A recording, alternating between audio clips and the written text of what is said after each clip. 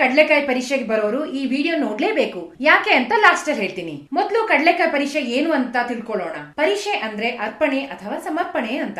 ಯಾಕೆ ಕಡ್ಲೆಕಾಯಿ ಪರೀಕ್ಷೆ ಬಂತು? ಹಿಂದಿನ ಕಾಲದಲ್ಲಿ ಈ ಬಸವನಗುಡಿ ಜಾಗ ಎಲ್ಲ ಕಡ್ಲೆ ತೋಟ ಇತ್ತು. ಎಲ್ಲರೂ ಕಡ್ಲೆಕಾಯಿ ಬೆಳಿತಾ ಇದ್ರು. ಇನ್ನೇನ್ ಕಡ್ಲೆ ಫಸಲು ಕೈಗೆ ಬರ್ಬೇಕು ಅನ್ನೋಷ್ಟ್ರಲ್ಲಿ ಯಾವ್ದೋ ಗೂಳಿ ಬಂದು ಎಲ್ಲ ಕಡ್ಲೆಕಾಯಿನ ತಿನ್ಕೊಂಡ್ ಹೋಗ್ತಾ ಇತ್ತಂತೆ. ಅದ್ ಯಾವ ಮಾಯದಲ್ಲಿ ಗೂಳಿ ಬಂದು ತಿನ್ಕೊಂಡ್ ಹೋಗ್ತಾ ಇತ್ತು ಅಂತಾನೆ ಗೊತ್ತಾಗ್ತಾ ಇರ್ಲಿಲ್ಲ. ಕಡ್ಲೆಕಾಯಿ ಬೆಳೆದವರಿಗೆ ಏನೂ ಸಿಗ್ತಾ ಇರ್ಲಿಲ್ಲ. ಪ್ರತಿ ವರ್ಷ ಹೀಗೆ ಆಗ್ತಾ ಇತ್ತಂತೆ. ಆಗ ರೈತರೆಲ್ಲ ಸೇರಿ ಬಸವಣ್ಣಗೆ ಪ್ರಾರ್ಥನೆ ಮಾಡ್ಕೊಂಡ್ರಂತೆ. ಬಸವಣ್ಣ, ನಾವೆಲ್ಲ ಸೇರಿ ನಿಂಗೆ ಒಂದು ದೇವಸ್ಥಾನ ಕಟ್ಟಿ ಕಾರ್ತಿಕ ಮಾಸದಲ್ಲಿ ನಿನಗೆ ಕಡಲೆಕಾಯಿಯಿಂದ ಅಭಿಷೇಕ ಮಾಡಿಸ್ತೀವಿ, ನಮ್ ಹೊಲಕ್ಕೆ ದಾಳಿ ಮಾಡ್ಬೇಡಪ್ಪ ಅಂತ.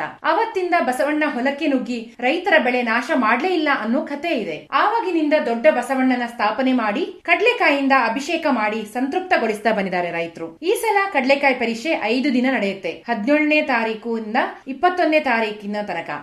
ಹಾಗೆ ನಾನು ಮೊದಲೇ ಹೇಳ್ದಂಗೆ ಪರೀಕ್ಷೆಗೆ ಬರೋರು ಮನೆಯಿಂದ ಕೈ ಚೀಲ ತರಬೇಕು. ಯಾಕಂದ್ರೆ ಯಾವುದೇ ಪ್ಲಾಸ್ಟಿಕ್ ಕವರ್ ನಿಮ್ಗೆ ಅಲ್ಲಿ ಸಿಗಲ್ಲ. ನಾನು ಬರ್ತಾ ಇದ್ದೀನಿ, ನೀವು ಬರ್ತೀರಾ ತಾನೆ?